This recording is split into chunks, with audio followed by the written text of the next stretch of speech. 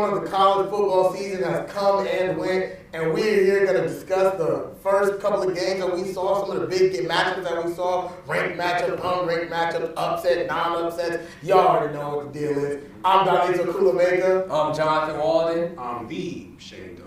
Okay, that's how we feeling today. Y'all boys ready? Let's get right to it, man. Let's get right to it. Shane, I'll start off with you. Some big predictions were made last week. Let's start off with the LSU and Clemson game. Number 9, LSU versus number 4, Clemson. What did you see? Let me take off my shades real quick. Gotta look y'all two in the eyes when I say this. I would say, I hate to say I told y'all so. Hold on. Remember, I agreed with you, baby. Oh, yeah. Come on, I'm right there with you, baby. Good. But you, come on, man. You really think the SEC, the Baton Rouge, the real Death Valley was going to lose to Clemson? Come on now. Tell him, Shane. And Garrett Nussmeier, he didn't play perfect, but he played good enough to win. LSU won 17-10. Really should have been 24-10. They took off that obvious touchdown that Garrett threw, literally a 30-yard strike. They took 7 points off the board, but LSU did not disappoint.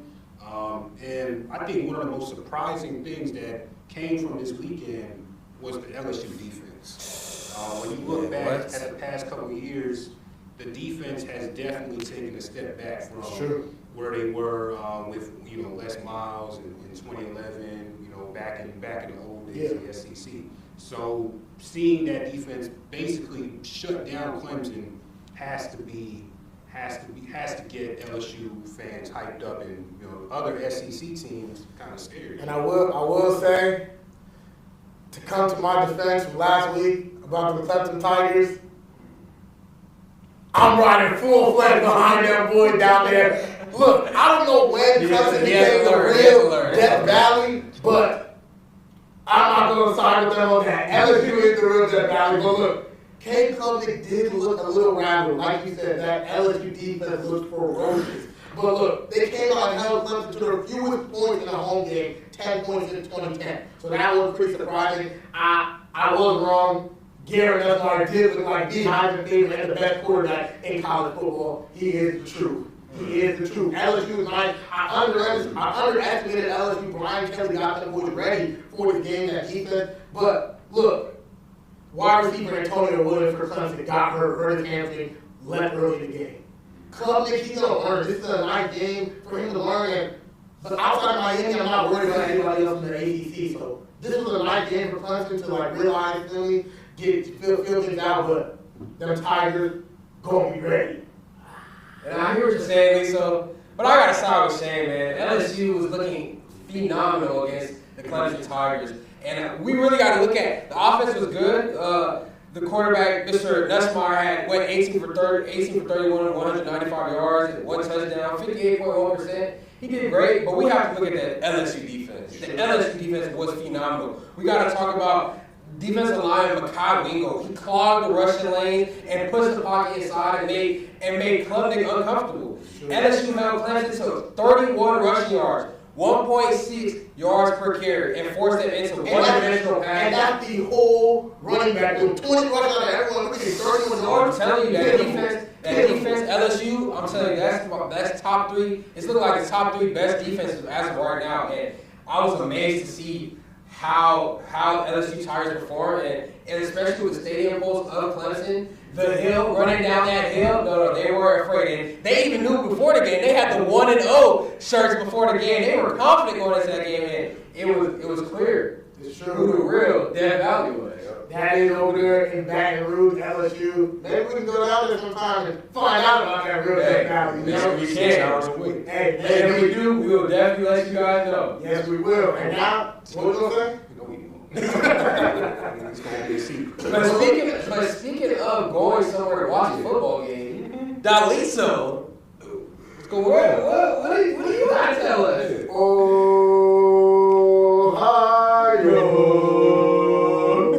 I was down there in the horseshoe. Right now, that's a lot of work. But I was down there in the horseshoe with the opener of the decade, of the year, of the century.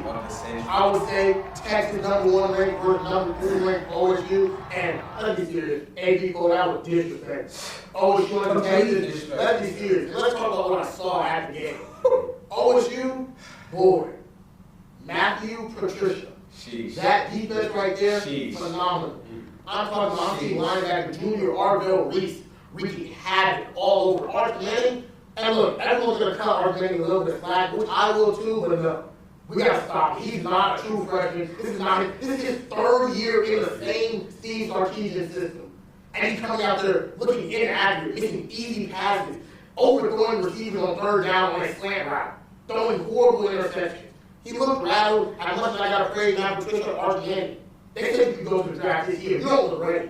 But it's only game one. Texas got to fill things out or it's going to get scary soon. It's going to get scary soon. Where we see this Texas team, they're going to have 3 games with San Jose State, UTEP, and Sam Houston. But then they're going to see Georgia and Oklahoma. And those are some little boys down there in the Big 12 and SEC. And Texas got to wake up soon. The argument, we won't be cutting you anymore slack soon. Training will go off. Like Lisa was saying, I got to piggyback off what he was saying. Ohio State didn't need a flurry of sacks to dominate. They went in there. They simply consistently disrupted the pocket, leaning on pressure to dismantle Texas. 4-man pressure. 4-man pressure. Straight zone.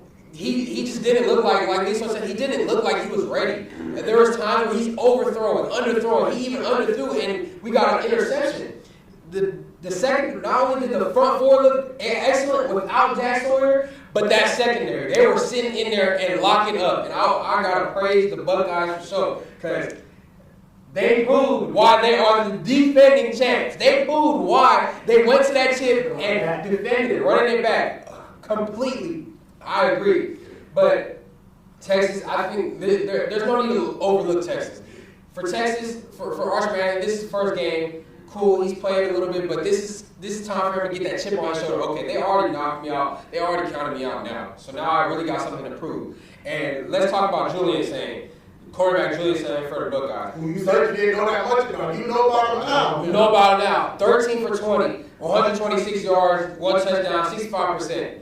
Come on now, that's a real slight day. The offense is a little uncharacteristic drop. Right. He would have a lot more yards for sure. So I just want to praise Julian Sain, and then running back C.J. Donaldson, 19 carries, 67 yards, 0 touchdown, but he kept the drives alive, tough inside the runs. Go ahead, Shane. I gotta say, I'm not cutting Arch Manning any slack. Third-year player, junior.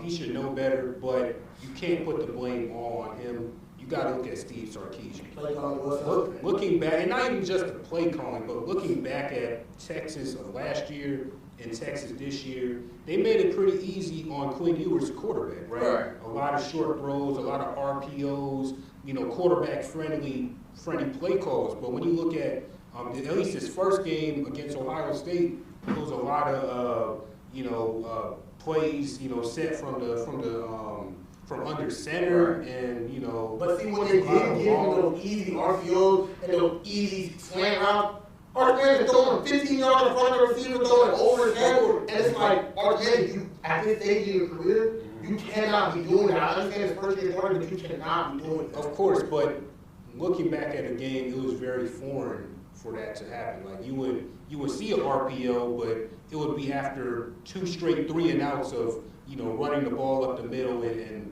long developing play action and trick plays that just aren't necessary when you're trying to get a climb into the season and really get comfortable. And that horseshoe was jumping. It was an experience for Southern Tile, Jonathan.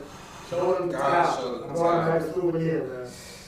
The Ohio State. And why are we not talking about the legend, Mr. Corso? We gotta thank you for that prediction. You have been excellent. Your whole state mascots, the prediction.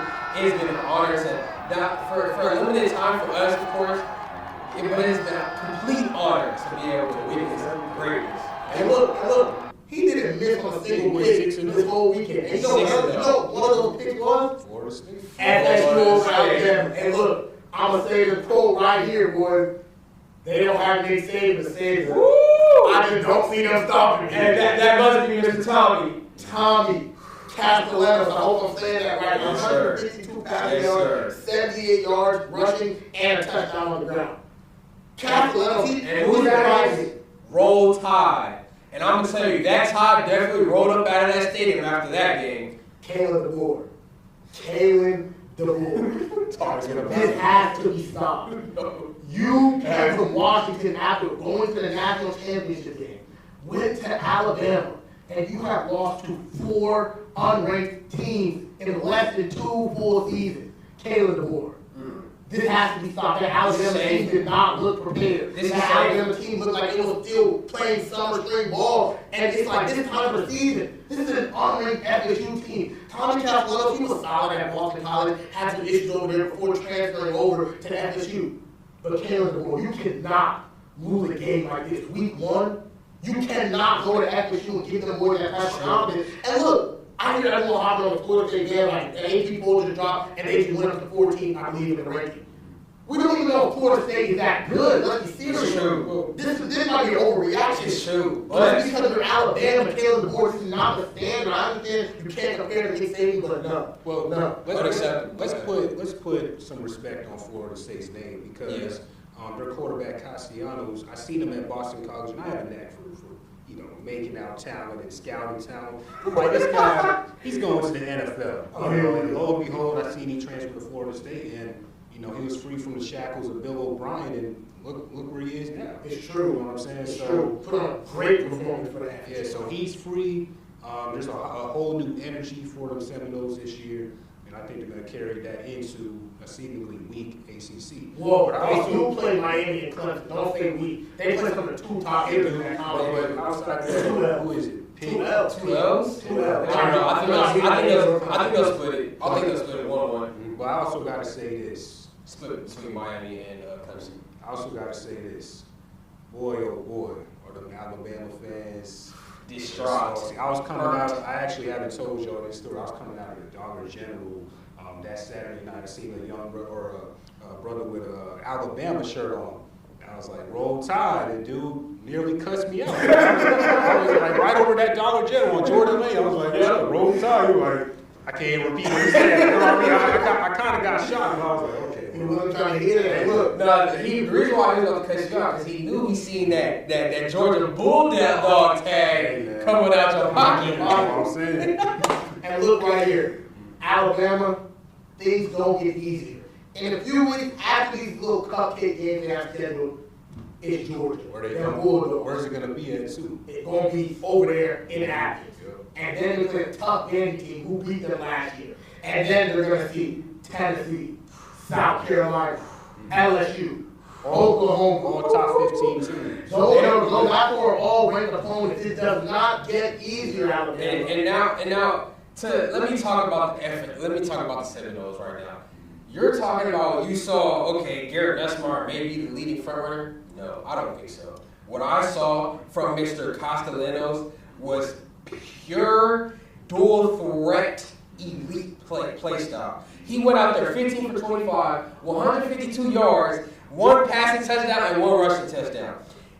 Dual threat. Remember, I said dual threat. Scrambling 15 times for 86 yards and rushing and a score. Also efficient as a passer. So I look at him. He's distraught with what I'm saying. But that's 60% in his passing attempts and completion rate.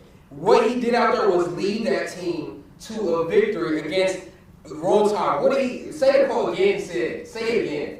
Castellanos said they don't have Nick Saban. Come on. He came out there with a chip on his shoulder talking that talk. And I think he will be definitely top 3 in the front running of the Heisman. He backed it up For sure. And then we have to talk about that defense. We have to talk about the defense. The defense controlled every phase. Defensive line, Patrick Payton and Joshua Farmer won the battle up front, collapsing Alabama's pocket and setting the edge against the run.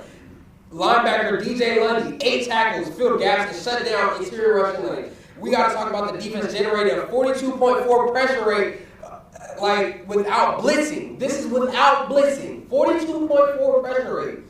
Overall, they held Alabama to just 74 rushing yards and on 29 carries. Now, that is how you play defense. And that to me was beautiful. They're almost looking like what LSU was looking like, or maybe even better. Now, Alabama was without the top running back, Jam Miller, so I'm pretty sure that played a little bit of a factor in the running game. Ryan Williams did lead the game, middle of the game, with a concussion, but outside of Ryan Williams, he was a little shaky when he entered the game, when he started the game off, and no Jam Miller. Ty Simpson, I can't say he was horrible, but like you said, the LSU defense was swarming, so they were all over him. But he did play a pretty decent game. But outside of Jeremy Bernard and Ryan Williams and Jam Miller, other pieces of that offense have to step up, or Alabama's going to be in for a very rude awakening. And that order of Alabama is quickly fading. And now let's transfer over last real quick to our biggest winners and biggest losers from this college football week 1.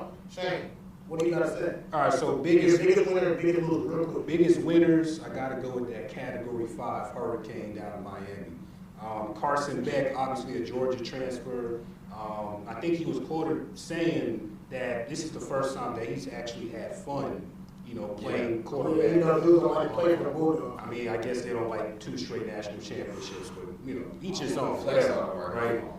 But he was quoted having fun, and as a football player, having that spark, it shows, on the field as well. Who's the biggest loser? My biggest losers, man. That is tough. I'm going to have to go with Clemson, because you were hyping them up all last week. You schedule a hard game and one person has to lose. But come on, man. Clemson, when have they ever done anything week 1? They played the Bulldogs 2021, got literally shut down, put up that. We got to contradict what you're saying, because LSU hasn't won their first game in a long time. So streaks are made to be broken. Clemson will be back. Jonathan, what's your biggest winner and biggest loser? Biggest winner, I got to go with the Florida State Seminoles. Come on now. They went out there and proved that we are something, we're better than what you guys think we are. So they're the biggest winners. They proved that they can play. And the biggest losers, I got to go with Texas. Number 1. I mean, I'm sorry. No. I'm switching it up. I'm going with Alabama. Alabama, that's ridiculous. What you guys did out there was actually embarrassing. To be able to eat, I live here. I don't affiliate with that, but I still live here. It was embarrassing. I feel bad. I feel bad for all the Roll Tigers out there. Hey, you guys might come up this year, but I think y'all are going, I don't know, probably I don't think y'all will win double-digit games this year. Let's start there. But anyways, those are my 2 biggest. LSU is my biggest winner. I'm proud to see that they're going out there and proving what they can be, and Roll Tide, Alabama. Lastly, my biggest winner, I agree with you, Shane, but I forget the Miami team. Carson Beck. That's the next story I'm here for. Got booted out of Georgia, shut out of Georgia, was supposed to go to the NFL draft, said no. I'm going to run it back to my girlfriend and I'm going to Miami. Then he broke up with his girlfriend because he said he was cheating on her. Some allegations over there. So what did he do? Came out ball to beat the team who went to the national championship for loss last year, Notre Dame, and came out of ball. They said he couldn't do it. And for those of you who wondering, Carson Beck went 21 for 30, 205 yards, 2 touchdowns, 70% of attempt. He balled out there. Malachi Tony, receiver, 6 receptions, 82 yards, and 1 touchdown. Miami, they're showing that with the first game, they're showing that they can play. Yeah. Carson Beck, comeback story. All that being said, Carson Beck, my winner of the week. And my biggest loser, we haven't talked about him one bit this show. I wasn't going to go Alabama, but I'm going to go here. Bill Belichick. That performance we saw from North Carolina last night. Oh my goodness. I'm about to just turn my back on you. Oh my goodness. Bill Belichick, there's a lot of work to be done, and I'm here for it. I believe in you. I'm not. But that performance was abysmal. That performance was abysmal. Bill Belichick, we talking about girlfriends. That's a whole story. But that will wrap up all we have for this week, this special for our college football week 1. NFL season right around the corner. We'll be covering that as well. Go Ambassadors and go Buckeyes. Go Tigers as well. Thank you for watching the Ambassador Sports Network. Make sure you like, comment, and subscribe, and tap that bell so you're notified every time we post.